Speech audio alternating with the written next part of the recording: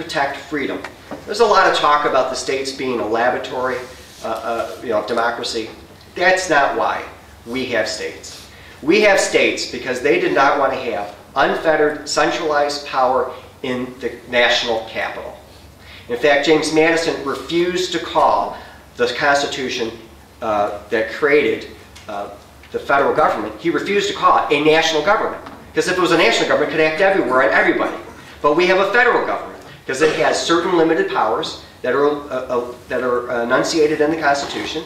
And then we have these state governments that are supposed to really do almost everything that matters to people. And so it was certainly designed that way, as a protection for freedom, not so that we could do an experiment, but for freedom.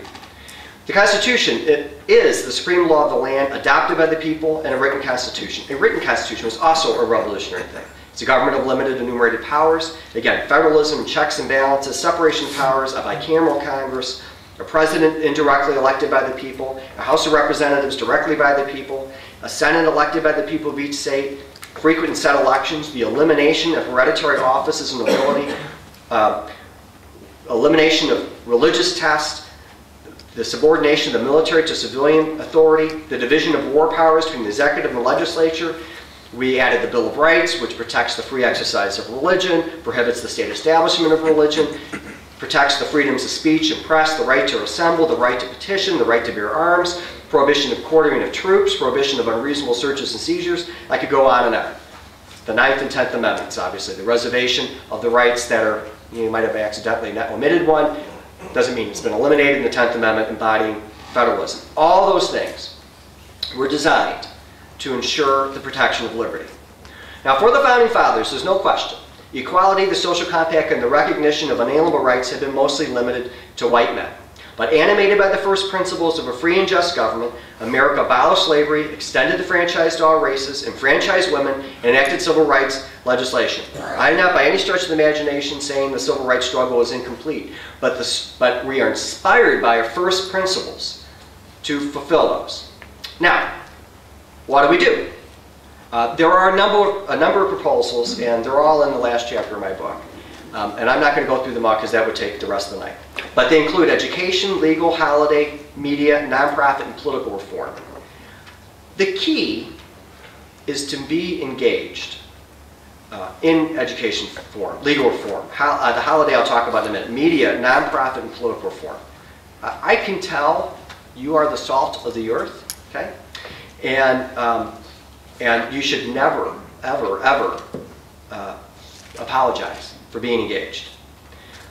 In connection with education reform, there's a suggestion in the book about what I call an American freedom curriculum and the reform of teacher preparation institutions. Legal reform, we need to change the way we teach constitutional law and bar exams. Media reform, we have a media, as you know, that, well, you know what I mean. All right. The only thing I would say is you're consumers of the media, and you don't have to watch the garbage, you don't have to read the newspapers. And in fact, the internet and other things have really kind of taken over a lot of the media. And you certainly have that ability. I know Ruth over there is your communications person, and you're probably going to get more information from her than you are going to get from some of the major media. There are some other nonprofit organizations that could use support, like the Michigan Center for Civic Education, the Federalist Society, but you are your own organization. Reforming the political dialogue. Now, you can do this.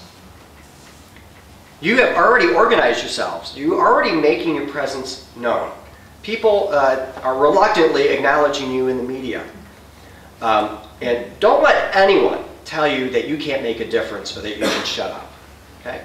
I wrote an article a few weeks ago, it might have been a couple months ago, in which after Nancy Pelosi said that the behavior at the town hall meetings was un-American, I just couldn't stop myself.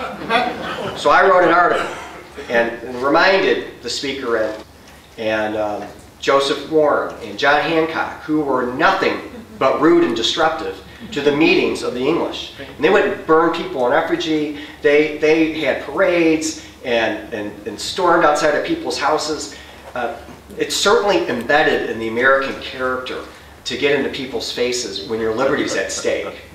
So don't let anybody try to persuade you for any, that persuade you that that you shouldn't get together and have a protest or chant somebody down or go into a town hall meeting which you're invited to, but then they try to exclude you from.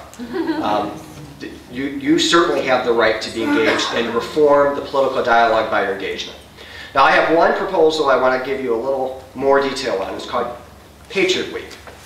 Now, it happens that I am an adult convert to Catholicism, and I really appreciate the idea of the liturgical calendar. Catholics, you know, we've got, I bet there's a lot of Catholics on the east side. My parents live a mile away from here, and that's where I grew up in St. Clair Shores. I used to cater at the Gourmet House, okay, so right down the street. But all the great religions have a liturgical calendar. Ash Wednesday, Holy Thursday, Good Friday, Easter, Christmas. Why? Because in the hustle bustle of your day, you need to set a day aside or some time aside and renew your faith. And all the other great religions have this. And America used to have a civic calendar. We had these dates like Washington's birthday and Lincoln's birthday and Memorial Day and Independence Day, not July 4th, Independence Day, and Labor Day and Thanksgiving. And those days really meant something. George Washington, the indispensable man, literally. We celebrated him, and they used to talk about this on Washington's birthday. He is the man who had a scouting party that went out into the woods when he was still a colonial and engaged French and Indian forces. That sparked the French and Indian War, or the 7 Years' War, which then sparked the taxation without representation, the tea tax and all that stuff, and the Stamp Act, which sparked the American Revolution in part, and the Stamp Act actually was only a small part. These other, it wasn't just taxation without representation. You got to read the book to get all that. It was broader than that, much broader than that. But it sparked the revolution, which made him the general in charge, which won the revolution, which made him preside over the Constitutional Convention, which made him be the first president of the United States. George III, his nemesis, wrote, "He is the greatest man of the age." And in that skirmish that started all this, when he met the French and Indian forces, they started shooting, you know, they were sparked. The Indians started shooting all the officers, and they killed one of the, you know, they killed his commander. Washington's a towering figure. He's 6'4", much bigger than almost everybody else. The Indians, you know, the chief says, "Kill that one." They start shooting. 17 shots. They can't hit him. The chief goes, "Stop! This one is blessed by God, and he will become the chief or the leader of a great empire. You must stop."